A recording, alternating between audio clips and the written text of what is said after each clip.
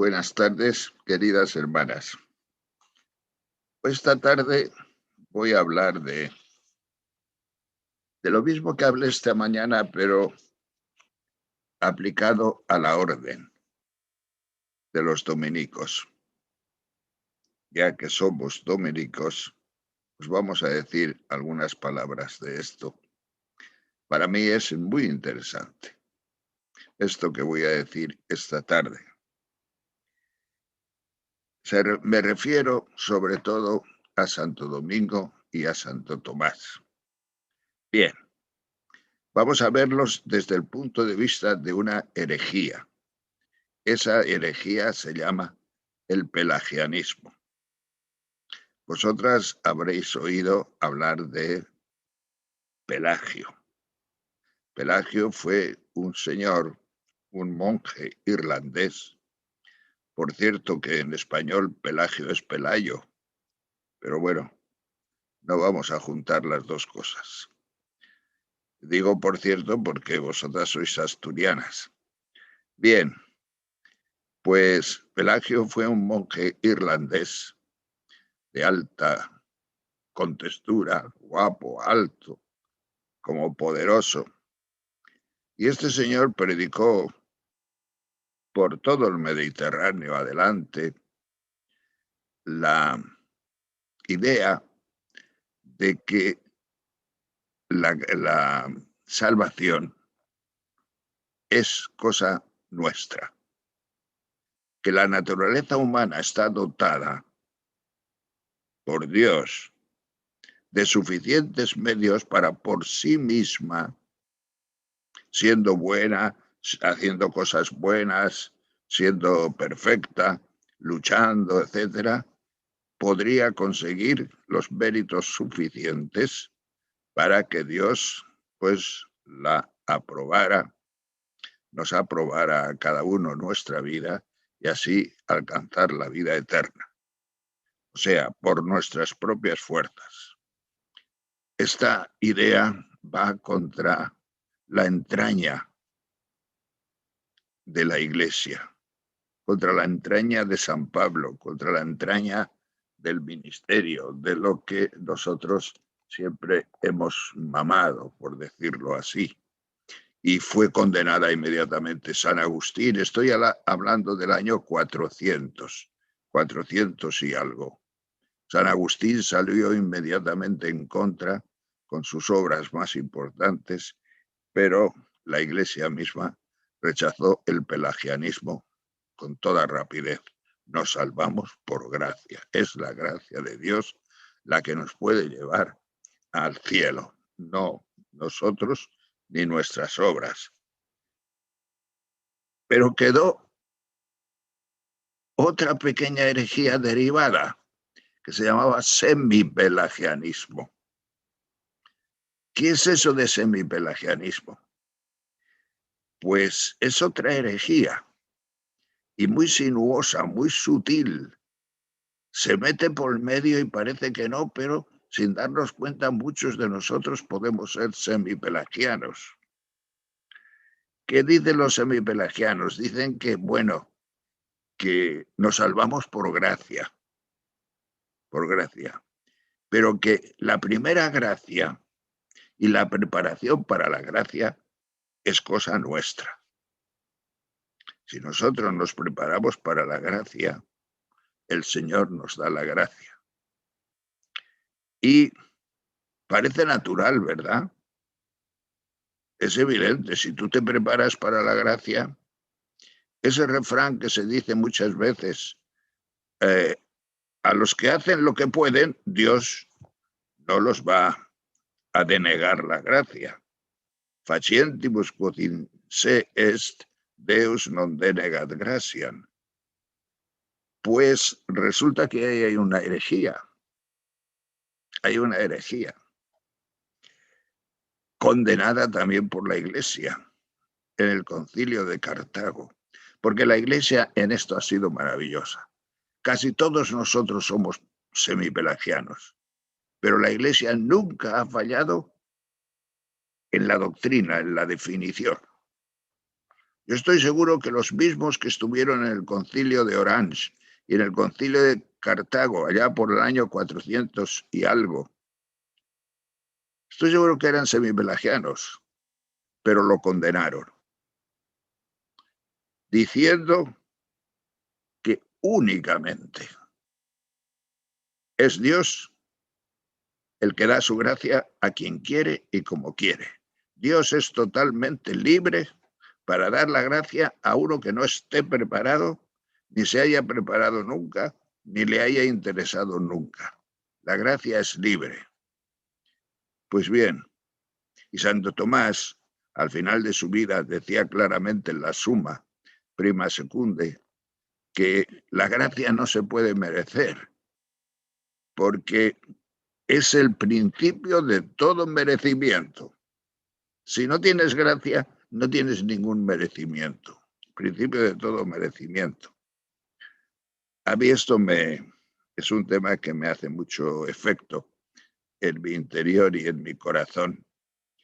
El cardenal Cayetano, un dominico que vivió por el año 1500, un hombre, fue maestro de la orden a los 38 años, un hombre súper interesante, comentador, digamos, eximio de las obras de Santo Tomás, dijo que Santo Tomás de Aquino fue hereje en sus dos primeras obras. Santo Tomás de jovencito escribió dos obras que se llamaban, pues, comentario a las sentencias, una, y la otra se llamaba De Veritate. Y nos dice el cardenal Cayetano que era semipelagiano. ¿Por qué? Porque Santo Tomás en esas obras habla de la preparación para la gracia, que había que prepararse para la gracia. Y eso, claro, el cardenal Cayetano estaba en las luchas contra Lutero, en la época de Lutero, y entonces estaba el hombre muy sensibilizado y afinado. Y digo yo, ¿y Santo Domingo? Santo Domingo tenía algo de semipelagiano, porque los semipelagianos, una de las cosas que tienen es la rigidez consigo mismos y la rigidez con el cuerpo para merecer la gracia. La gracia es de Dios, pero ellos dicen que, sobre todo la primera gracia, la gracia de la conversión, pero después también las otras, hay que merecerlas.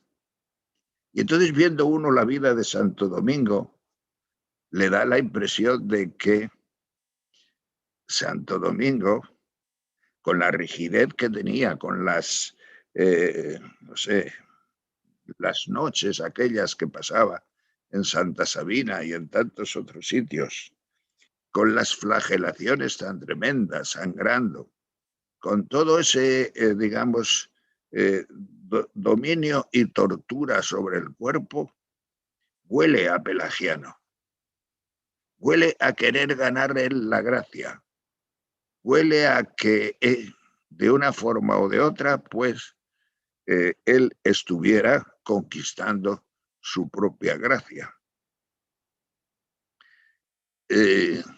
Santo Domingo es un tipo muy especial, pero muy especial para el bien. Es cierto que Santo Domingo, como Santo Tomás, tuvieron que pagar, digamos, el tributo a su época. Su época era muy semipelagiana. Y entonces tienen algo de eso. Tienen algo de esa herejía.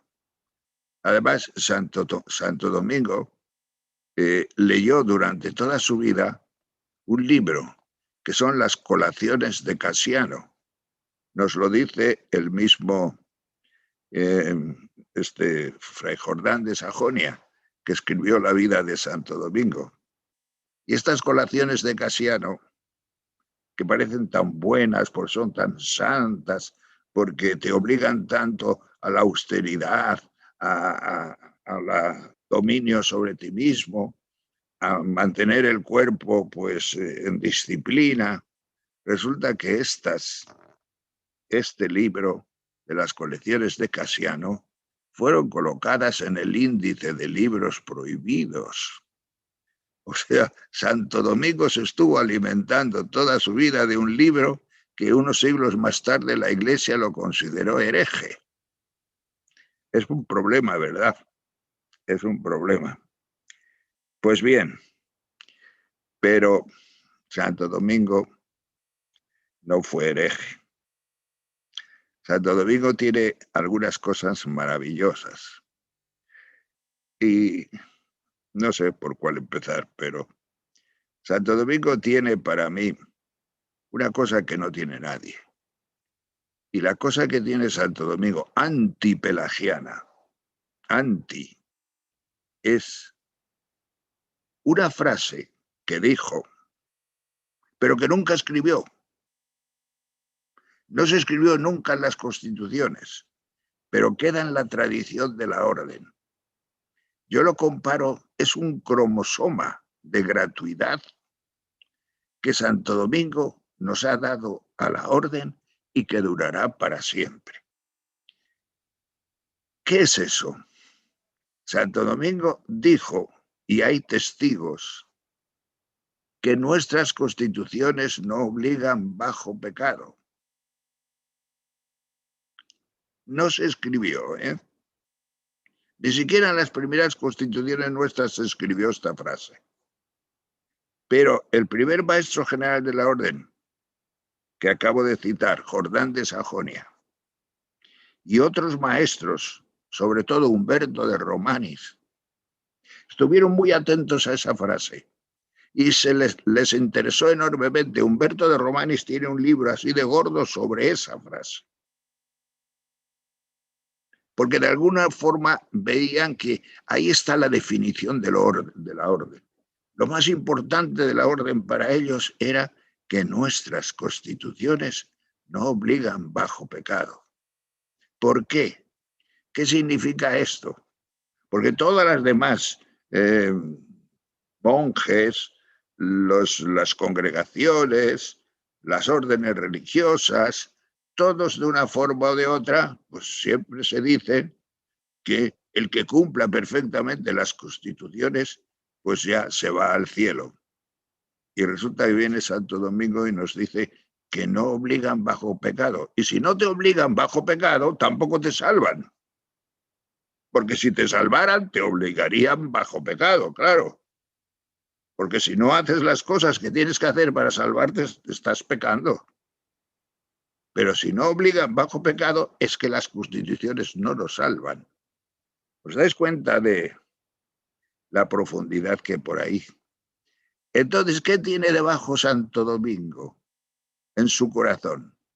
Santo Domingo tiene debajo que nuestra salvación no viene de las constituciones ni de ningún sitio, sino de la gracia gratuita de la sangre de nuestro Señor Jesucristo. Yo imaginarme a Santo Domingo diciendo misa y Santo Domingo diciendo misa siempre llorando, porque sabéis que a Santo Domingo durante un cierto tiempo no le dejaron dejar misa con los demás frailes, porque lloraba y retrasaba a la comunidad.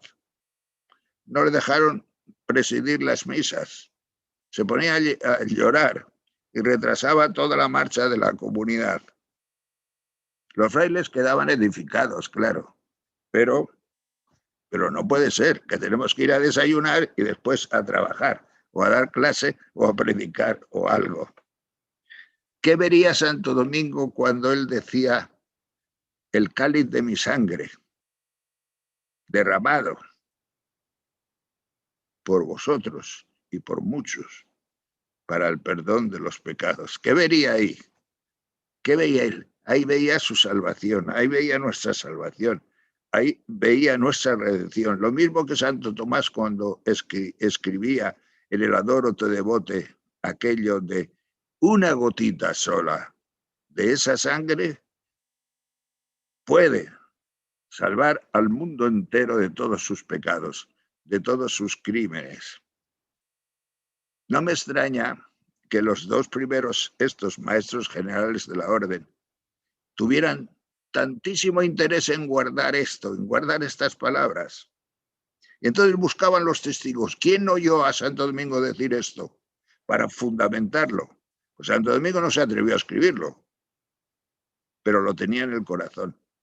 Y estos primeros maestros de la orden lo que querían era sencillamente buscar a gente que lo oyera para fundamentar esta cosa que Santo Domingo lo dijo con más fuerza todavía, porque a vosotras os sonará que Santo Domingo dijo que si él supiera que algún fraile o alguna comunidad piensa que se salva por el cumplimiento de las constituciones, él iría con su navaja, con su cuchillo, por los conventos y rompería los códices. ¿Os dais cuenta? ¿Qué actitud más antipelagiana? ¿Qué actitud? ¿Y por qué rompía los códices de las constituciones? ¿Cómo es posible que Santo Domingo quiera romper el códice de las constituciones? Es que están mal las constituciones. No, miren ustedes, las constituciones están muy bien para regular la vida común de los frailes y de las monjas. Sin constituciones no se puede vivir, pero la salvación, tu salvación, es decir, tu espiritualidad, tu profundidad espiritual, no puede venir de las constituciones, sino que vienen de Jesucristo. Después las constituciones lo traducirán como puedan, porque ya digo que no está escrito esto. Y no está escrito porque a Santo Domingo le hubiera venido desde todas partes, no le hubiera aprobado probablemente el Papa. Pero ese es lo que yo llamo cromosoma de gratuidad, que lo tenemos metido en la orden. Porque miren ustedes, han pasado desde estas cosas 800 años. Y yo lo sigo repitiendo. Yo me apunto con estos dos maestros generales de la orden. Me apunto con Fray Jordán de Sajonia y me apunto con Humberto de Romanis a decir que lo más hondo que tiene la orden es precisamente el darse cuenta de que nos salvamos gratuitamente por la sangre de nuestro Señor Jesucristo. Eso nos llega ahí. Santo Domingo y Santo Tomás tuvieron un problema, y toda la Edad Media, que los cánones de los concilios de Cartago y de Orange, allá por los años 450 o por ahí, se perdieron.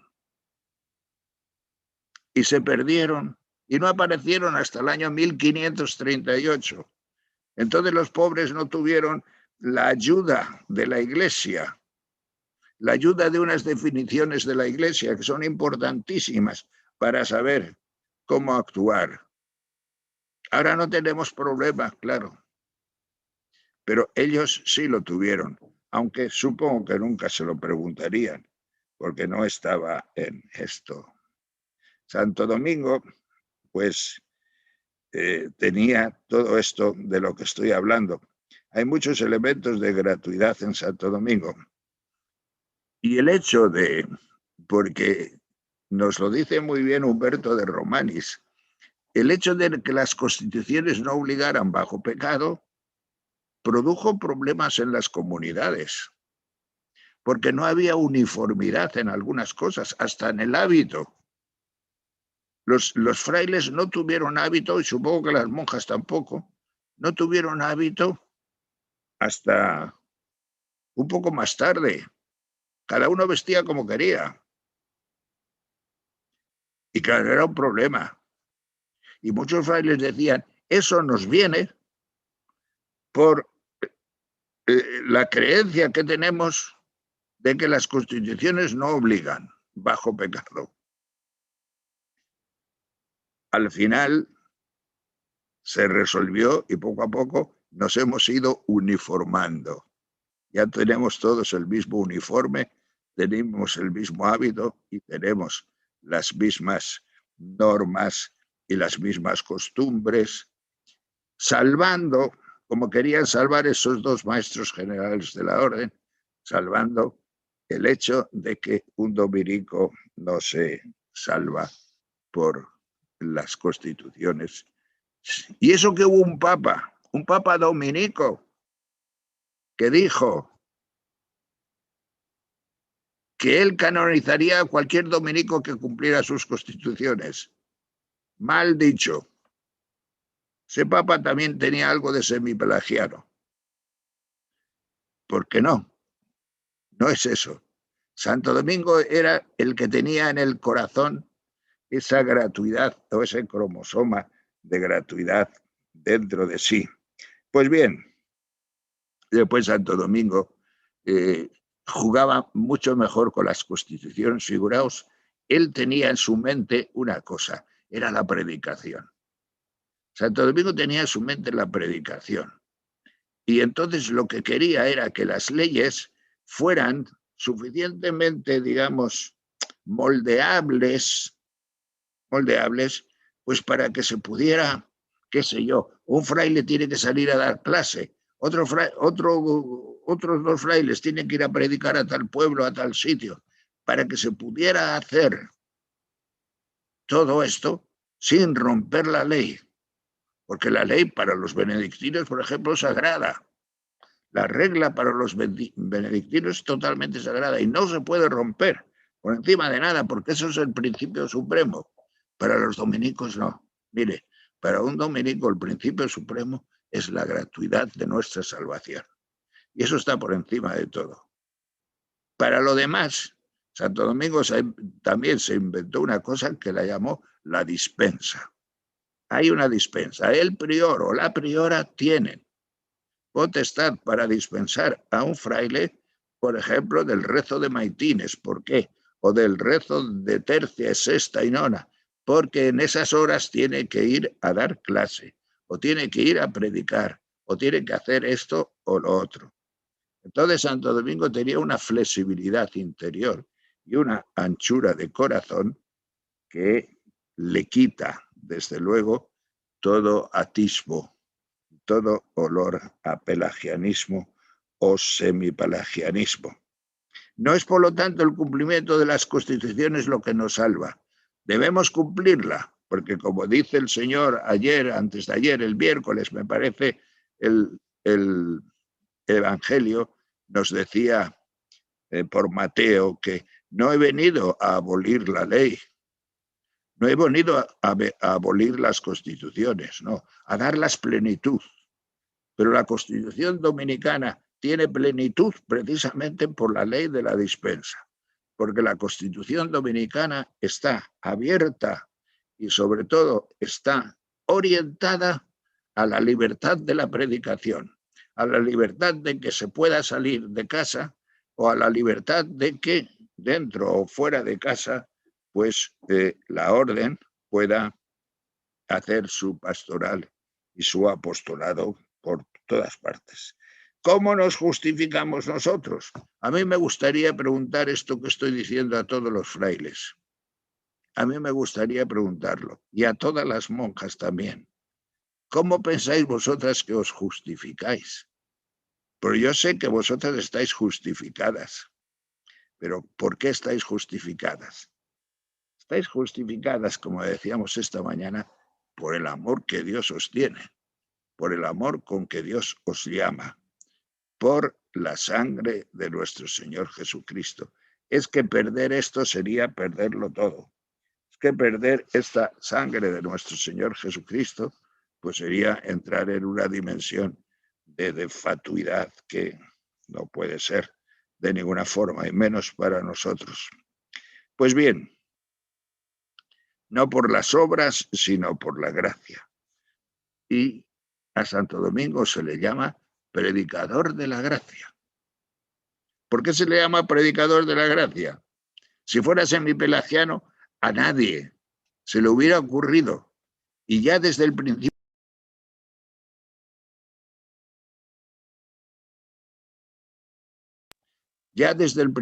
de la orden está, es que Se me ha ido de momento el micrófono, pero ya ha vuelto. Bueno, no me acuerdo qué estaba diciendo, lo que fuera.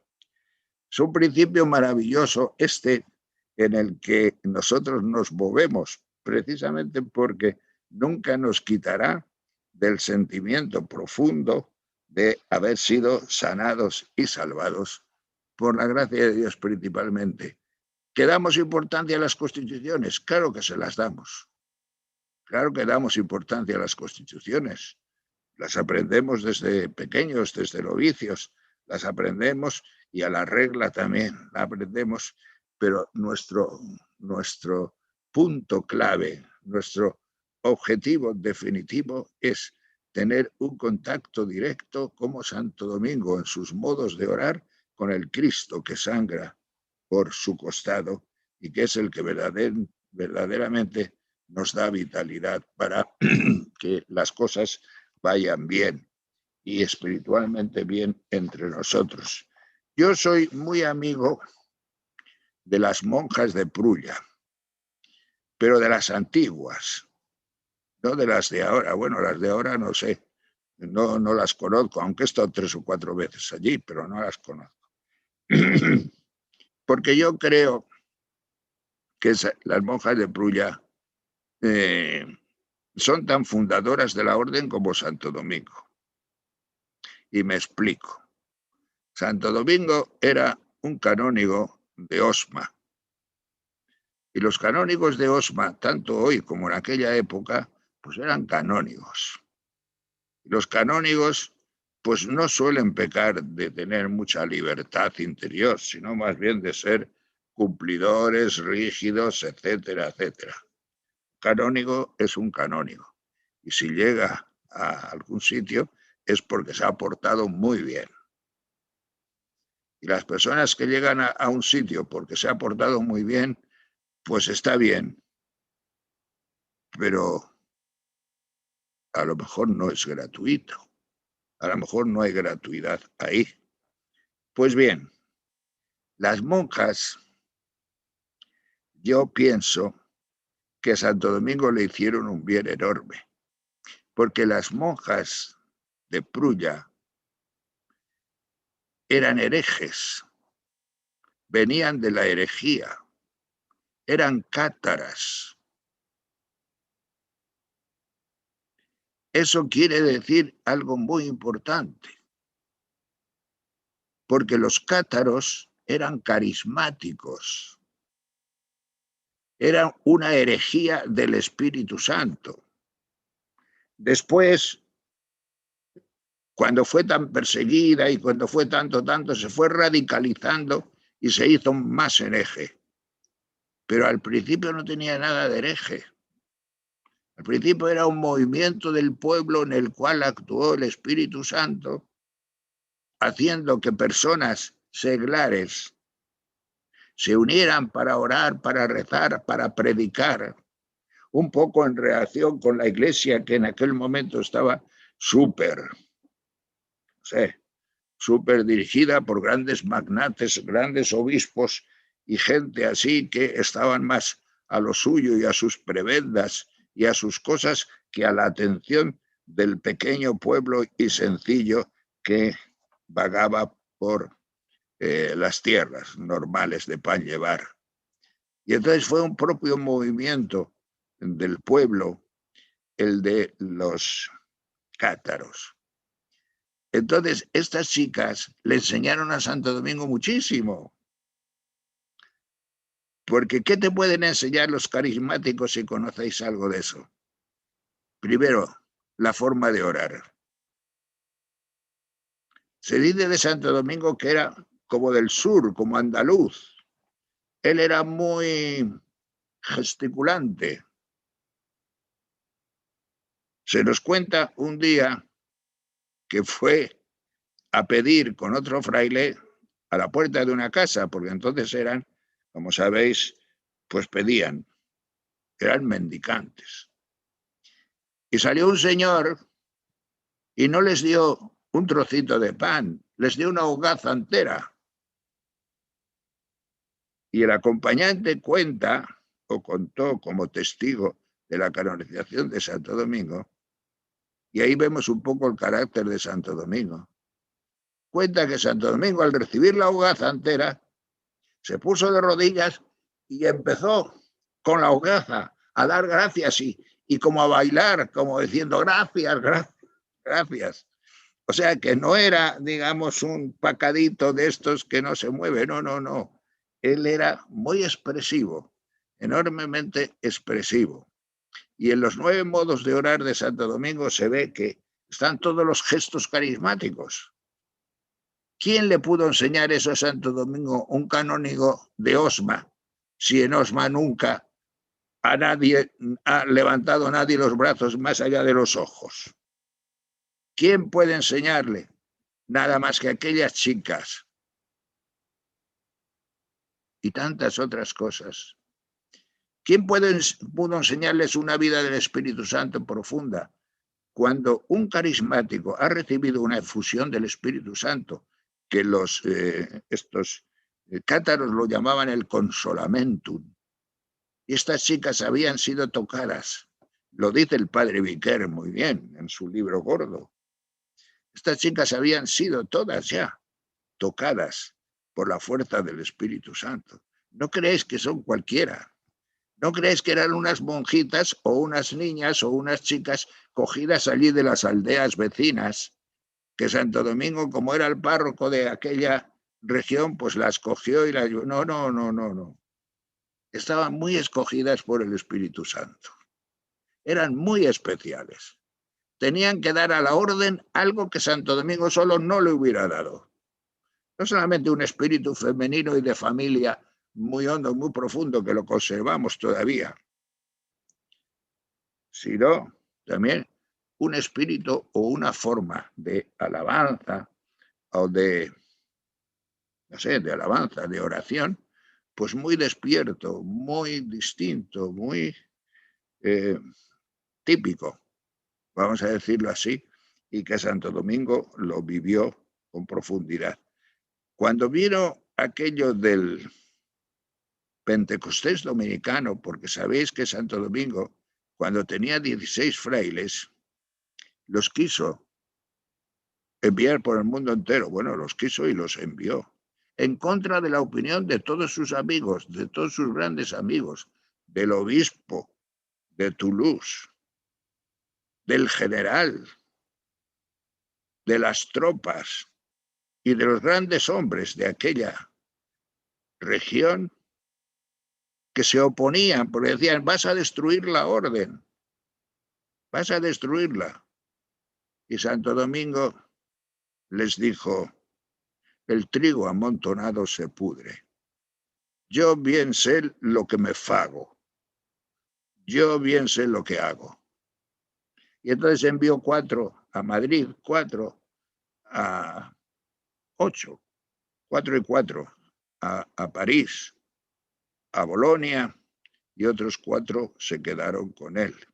Pero hubo una despedida. Dice Jordán de Sajonia que hicieron oración en común e invocaron al Espíritu Santo. Yo soy de la opinión, con el padre Viquer, que la despedida fue en Prulla. Otros dicen que fue en Toulouse, que hay como unos 80 kilómetros. Que fue en Prulla y con las monjas. Con las monjas. Y a mí no me extraña nada. Y dice el padre Viquer que esta opinión es muy fundada, de que fuera con las monjas, porque yo me las imagino. Y la voz cantante la llevarían las monjas, porque los frailes no tenían ni idea de una oración carismática. No tenían la idea para invocar al Espíritu Santo, pero las monjas sí, porque eran carismáticas. Y dentro de los grupos carismáticos hay maneras de invocar al Espíritu Santo, de imponer las manos para enviar a uno fuera, de ayudar, de sanar y de todo esto. Y se iban a separar. ¿Os dais cuenta de lo que significa esto? Al día siguiente cada uno iba a coger su petate y se iba a marchar andando por el mundo, con el peligro de no verse nunca más. Les costaría enormemente. Entonces necesitaban una fuerza de arriba. Y allí estarían las monjas. Y allí serían las monjas las que llevarían la cosa adelante, la imposición de manos a los que se marcharon, a todos, en una palabra, y el gozo enorme que sucedió a este Pentecostés dominicano.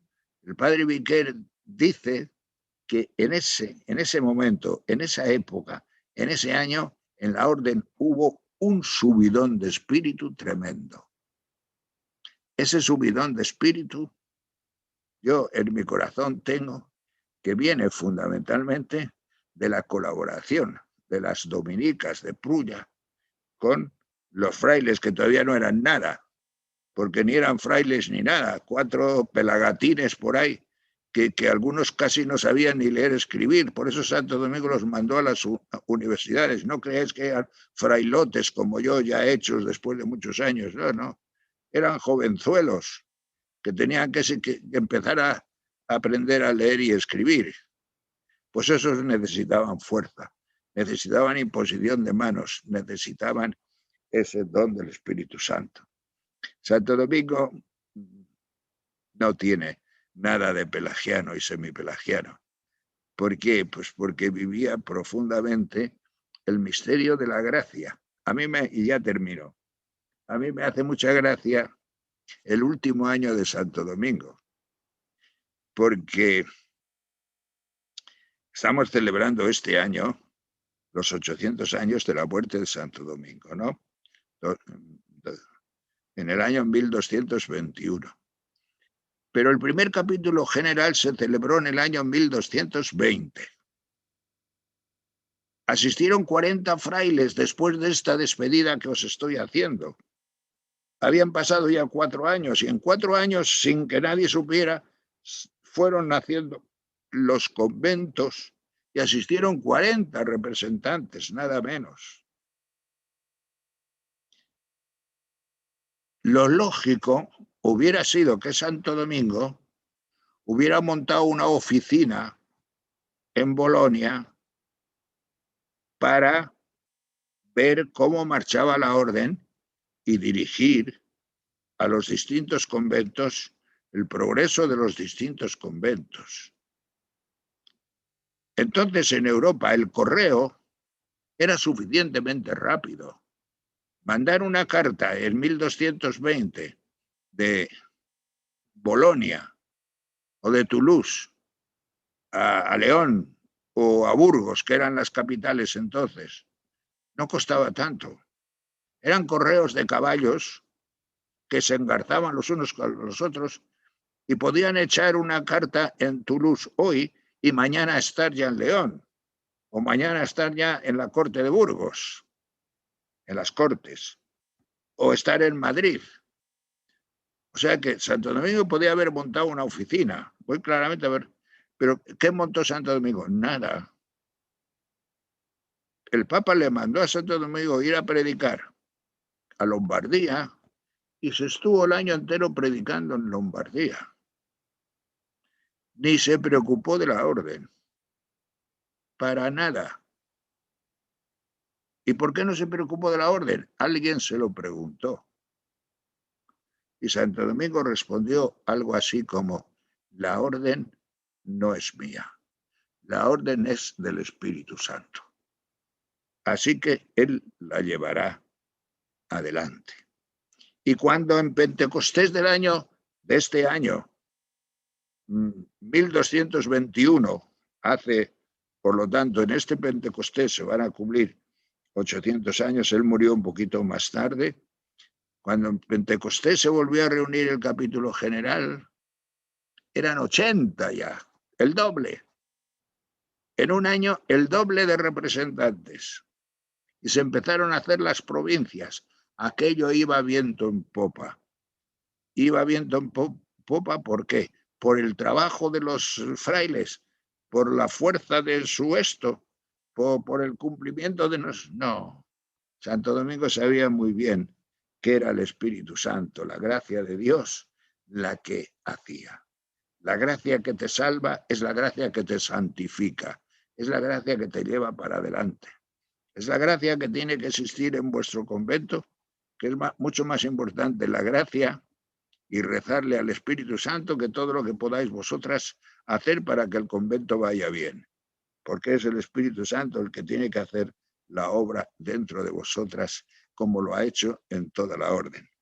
A mí, vistas las cosas así, pues me parece genial. Me parece genial esta piedra de donde nos han cortado, que es una piedra de gracia y de gratuidad maravillosa. Por eso yo digo, en la orden siempre, siempre, siempre sale el toque de gratuidad. En las grandes luchas que hubo entre los dominicos y los jesuitas, luchas teológicas, allá por el siglo XVI, las grandes luchas, el principio de gratuidad lo defendió totalmente los dominicos. Los jesuitas, pues no son herejes, pero tienden más a acercarse al pelagianismo que nosotros, mucho más. Nosotros tenemos más peligro de ser, pues otra cosa, pues no sé, unos alumbrados, si queréis, o unos intelectuales, alguna cosa de estas, un poco por esa línea.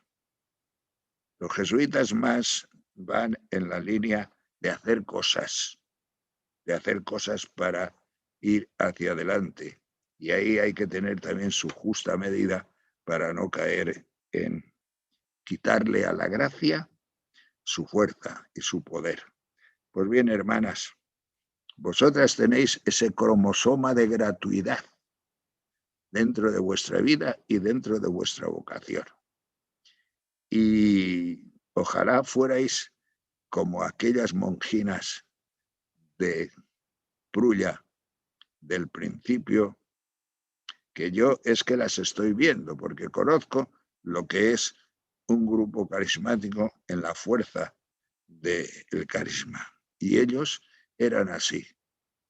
Lástima que después se radicalizaran y como no tenían directores, eran todos seglares y la mayoría sin preparación y estudios, pues fueron cayendo en la herejía. Pero al principio tuvieron un significado muy hondo que después Santo Domingo y San Francisco lo recogieron y lo metieron dentro de la iglesia sin rebeldías ni rebeliones como tuvieron los herejes. Gloria al Señor.